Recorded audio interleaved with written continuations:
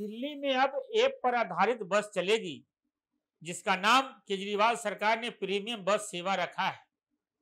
इस योजना पर पहले से काम चल रहा था, लेकिन मंजूरी अब मिली है।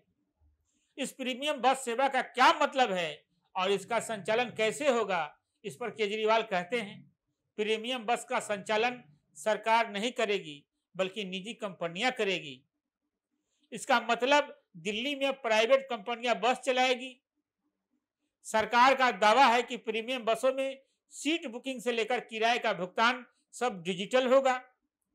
बस किस किस रूट पर चलेगी और किराया क्या होगा, बस संचालक कंपनियां ही तय करेगी।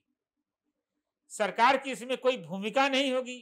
यानी केजरीवाल सरकार ने निजीकरण की ओर एक कदम बढ़ा दिया है।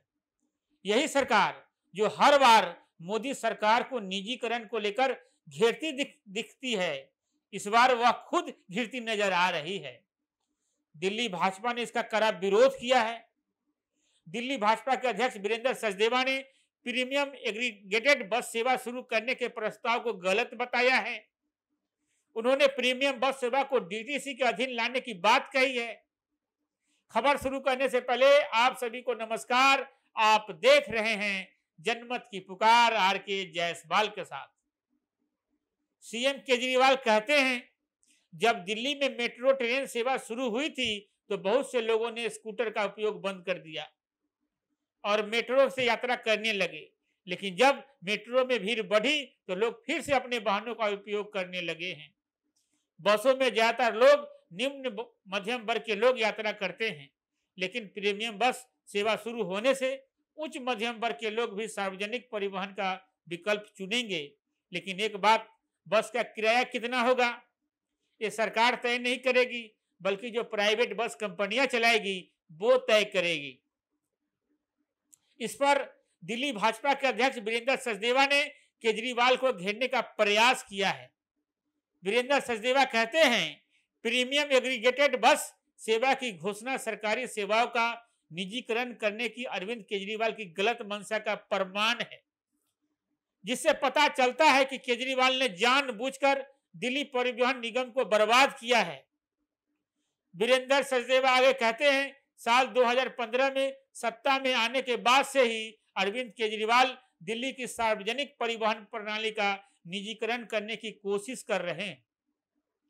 2016 में ही केजरीवाल सरकार प्रीमियम एग्रीगेटेड बस सेवा का प्रस्ताव लेकर आई थी, जिसे गुड़गांव स्थित एग्रीगेटेड के अनुरूप बनाया गया था।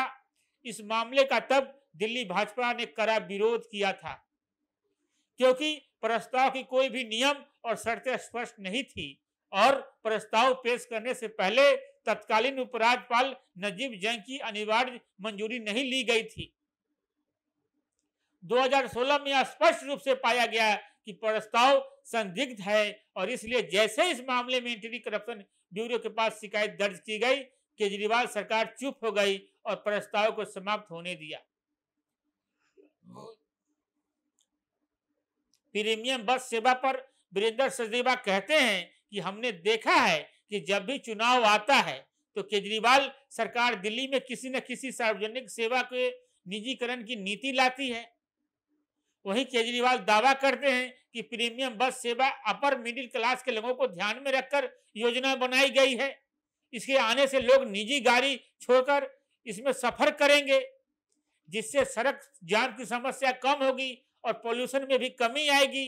फिलहाल केजरीवाल सरकार ने इस योजना की अंतिम मंजूरी के लिए एलजी को भेजा है। मंजूरी मिलते ही 90 दिनों के भीतर प्रीमियम बस सेवा की शुरुआत हो जाएगी, ऐसा केजरीवाल सरकार का दावा है। वीडियो को आखिर तक देखने के लिए बहुत बहुत धन्यवाद। इस खबर में जैसे ही कोई नया अपडेट आता है फिर से हाजिर होते हैं। तब तक के लिए नमस्कार। अगर आपने हमारा अभी तक चैनल सब्सक्राइब नहीं किया है तो कृपया चैनल सब्सक्राइब कर लें, लाइक करें, शेयर करें, कमेंट करें। तो मिलते हैं फिर किसी और खबरों के साथ। नमस्कार।